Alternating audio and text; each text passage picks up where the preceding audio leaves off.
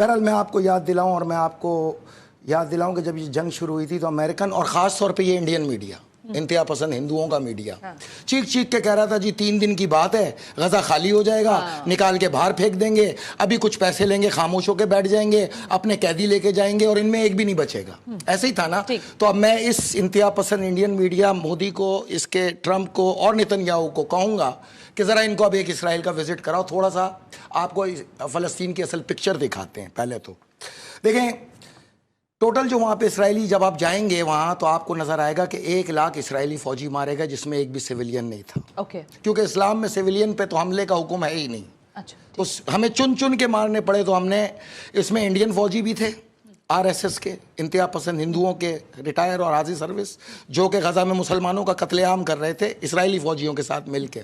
اسرائیلی بھی تھے اور امریکن بھی تھے، جن کو خاموشی سے لے جا کے آپ کے طیارے US ایئر فورس کے 2-2 4-4 کر کے لاشیں وہاں پہ اتار کے اور دفناتے رہے خاموشی سے.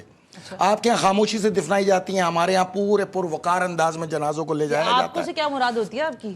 یہی ٹرمپ اور اس کی انتظامیہ نا، اس کی بات ہو رہی ہے نا، اس کی بات کی آپ نے. 80,000 معذور ہوئے، یہ گولیوں سے نہیں ہوئے، میزائل اور راکٹ گرتے ہیں تو کم سے کم ہاتھ اور پاؤں جاتا ہے.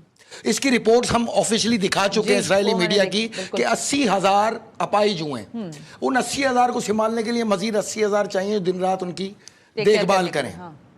Iron dome, patriot missile, air defence system اتنا مشہور ایک ہوا بنا رکھا تھا انڈین میڈیا نے اور آپ کے میڈیا نے. تو دنیا نے دیکھا کہ 10,000 پلس آئرن ڈوم آپ کے مس فائر ہوئے، ناکام ترین ثابت ہوا. اور پیٹریوٹ تو بالکل ہی ناکام ثابت ہوا جس کے 3,000 مس فائر ہوئے جو کہ ریکارڈ پر ہیں. مرکاوا ٹینک، وہ ایسا بتایا جاتا تھا کہ یہ ایک ہی ٹینک پورا فلسطین اٹھا کے پھینک دے گا، لیکن دیکھا کہ وہ بھی مٹی کا گھروندہ ثابت ہوا. 1,000 سے زیادہ ٹینک آپ کے ہم نے دھماکوں سے اڑا دیے بشمول آپ کے فوجیوں کے. ٹھیک ہے.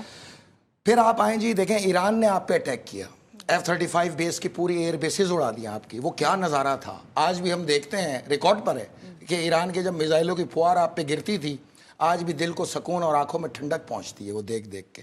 بہرحال پھر آپ یمن کو دیکھیں، 6 سال آپ یمن کو مارتے رہے. آپ 17 ملک مل کے، سعودی عرب بھی، UAE بھی، اسرائیل بھی، نائجیریا بھی، امریکہ بھی، انگلینڈ بھی، یورپ بھی، سب نے مل کے مارا. 6-7 لاکھ لاشیں گرائی آپ نے مسلمانوں کی. اور پھر یمن نے آپ کے ساتھ وہ کیا کہ 178 آپ کے بحری جہاز غرق کر دیے ریڈ سی کے اندر. آپ 1.5 سال میں ایک جہاز نہ لے جا سکے وہاں سے. ایون کہ جو بچانے کے لیے فریگیٹ آئے، جنگی جہاز، 13 جنگی جہاز ہم نے سمندر برد کیے. جبکہ انڈین میڈیا فخر سے بتاتا تھا وہ جی بحری بیڑا آ جائے گا تو یہ ہو جائے گا تو وہ ہو جائے گا. پھر آپ نے دیکھا اس بحری بیڑا میں 30 فٹ کے ہول نظر آئے اور وہ ایسے فرار ہوئے جیسے چوہے فرار ہوتے ہیں. تو یہ تو آپ کا عالم تھا.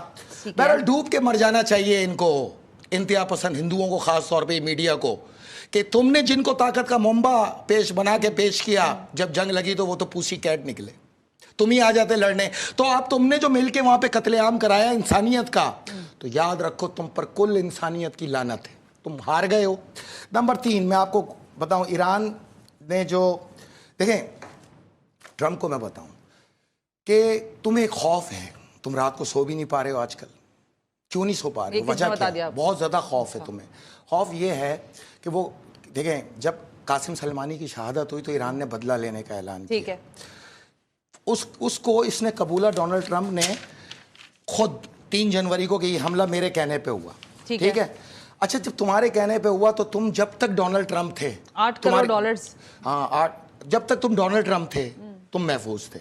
اب تم بن گئے ہو صدر ڈونلڈ ٹرمپ، تو اب تو تم محفوظ نہیں ہو. کیونکہ ایران کی سب سے زیادہ دعا تھی کہ تم صدر بنو، کیونکہ بدلہ لینے کے لیے لازم ہے کہ صدر ڈونلڈ ٹرمپ سے لیا جائے. جس وائٹ ہاؤس کے کمرے میں بیٹھ کے تم نے یہ حکم جاری کیا نا قاسم سلمانی کی شہادت کا، تمہیں ایران اسی کمرے کے اندر تم سے حساب چکائے گا. اور اس کی سب سے بڑی وجہ تو تمہیں بھی پتہ ہے.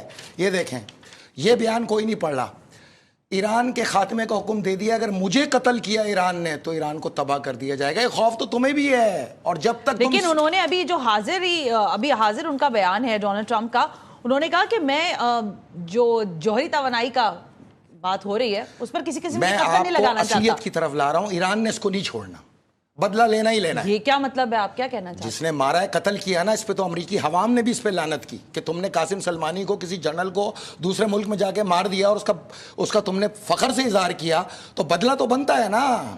تو بدلہ تو ایران تم سے لے گا. ہماری تو دعا ہے کہ اللہ تمہیں زندگی دے تاکہ تم اپنی تباہی دیکھو. ہماری دعا ہے کہ اللہ تمہیں زندگی دے کہ تاکہ تم ڈالر کو غرق ہوتے ہوئے دیکھو اور برکس کے عروج کو دیکھو.